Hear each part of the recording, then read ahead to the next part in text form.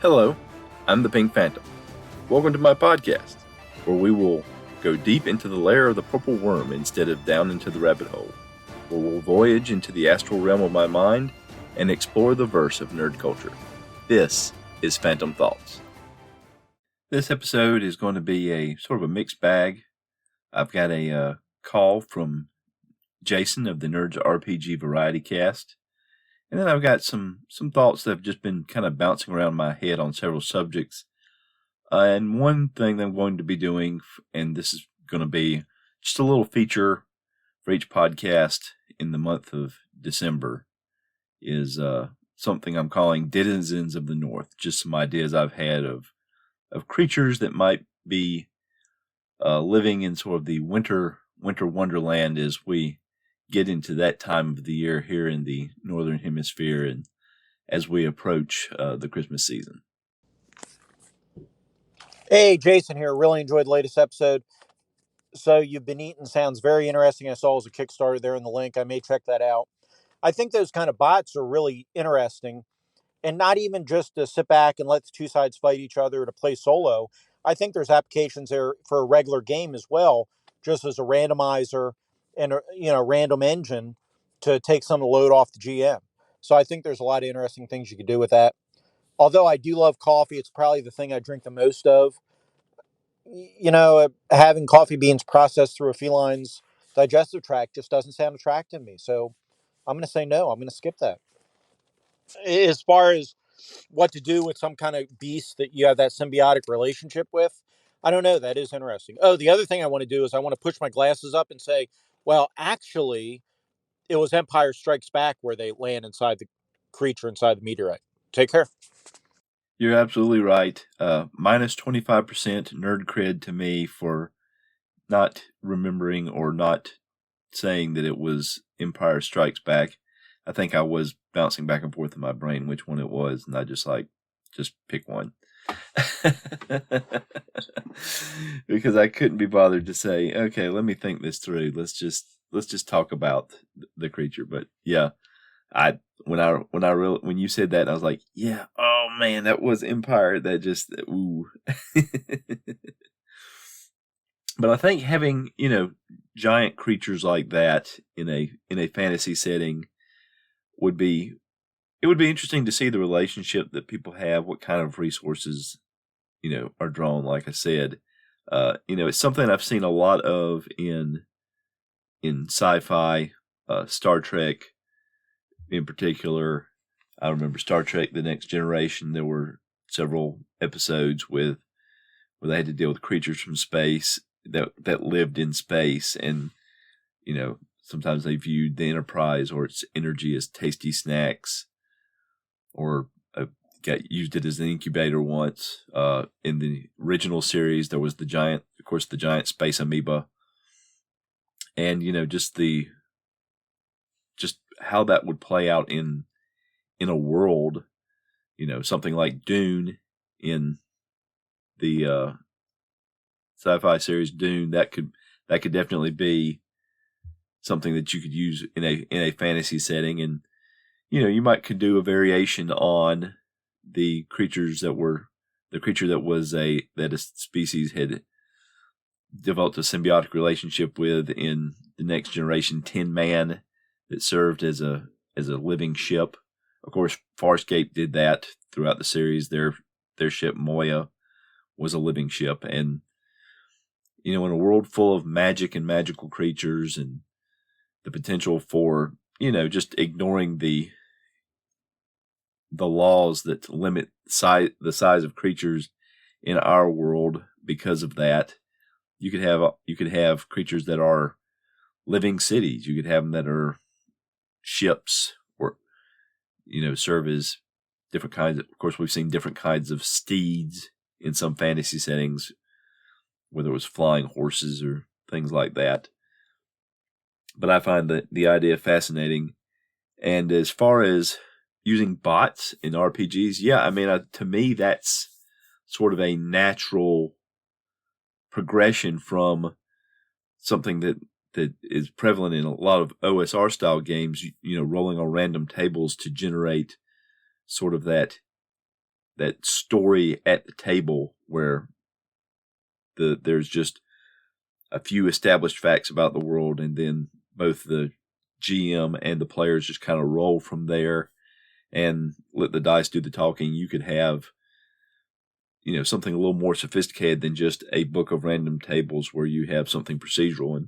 And a lot of folks have gone in that direction, and I think the solo RPG community, I think that's something that is probably building, through that area of gaming where, you're playing on your own and you want to be surprised, and you don't just want to have, well, there's these few random tables. So they develop a system within the tables, or utilizing tables, or just utilizing a set of procedural rules. So thanks for the call in. Just as a couple of odds and ends to OctOSR. It's been a month now since the end of October, and OctOSR, where some of us within the Anchor community tried to highlight OSR style of play, OSR games, and supplements and things like that. It was interesting to see the directions many people took that idea. It's as varied as the OSR itself. And it's interesting that in the month of November, a couple of folks, Jason of the Nerds RPG Variety Cast and Ray Otis of the Plundergrounds podcast, both can decide to follow up the OctOSR October with a themed month of their own for November.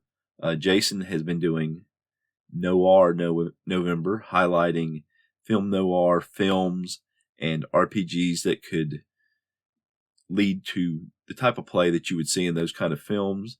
And Ray Otis has been reviewing a lot of zines that he has and doing a giveaway of those zines with Zinevember.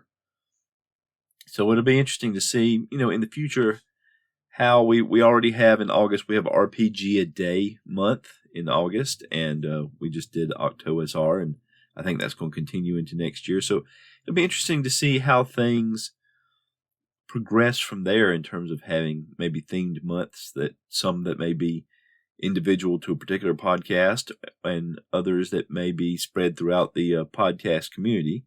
I know in a lot of the, earlier days of YouTube, they would do things like Veda, vlogging every day in April, or vlogging every day in August. And they would have things like challenges or themes that various vloggers would do when vlogging was really super heavy as part of the early days of YouTube. So I wonder if we're progressing to that kind of a level here. One thing I also saw was that there seems to be, a kind of a general division among some folks as far as what OSR means, where for some group it's firmly rooted in, if it's compatible with TSR era rule sets, it's OSR, and with others it's just a matter of play style.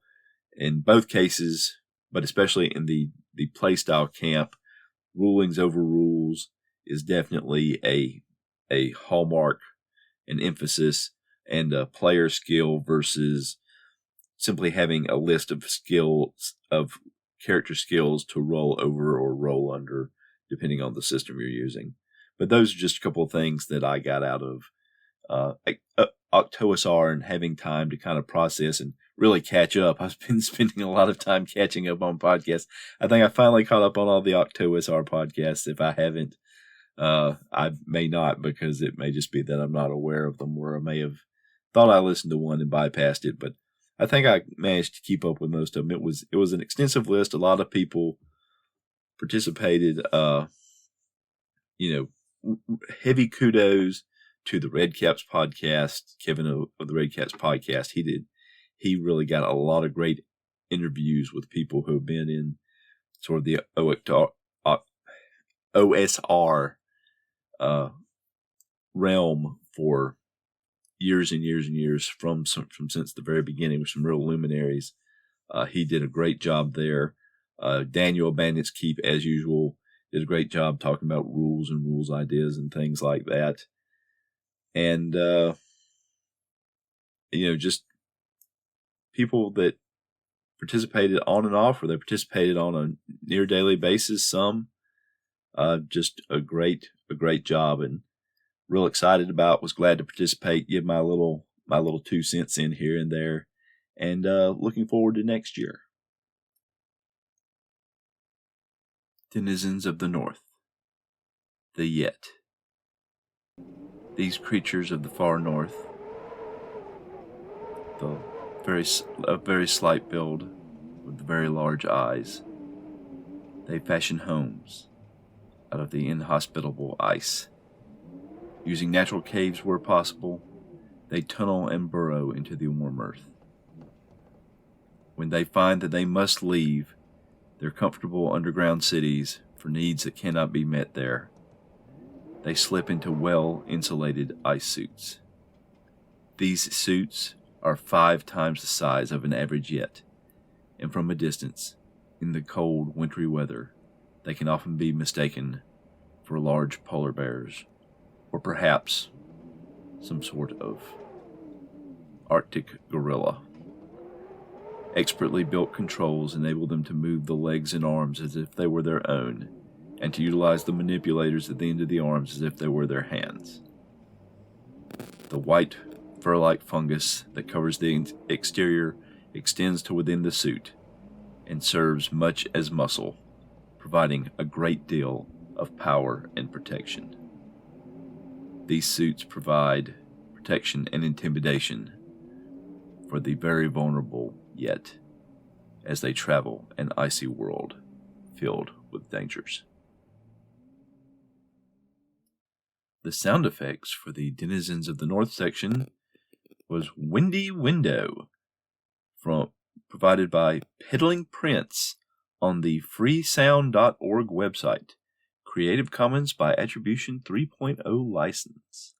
And that's going to do it for another episode of Phantom Thoughts. If you have any feedback you'd like to leave, you can contact me by leaving a voice message at anchor.fm/the-pink-phantom, or you can send an email to thepinkphantom1@gmail.com, or you can contact me on Twitter @thepinkphantom.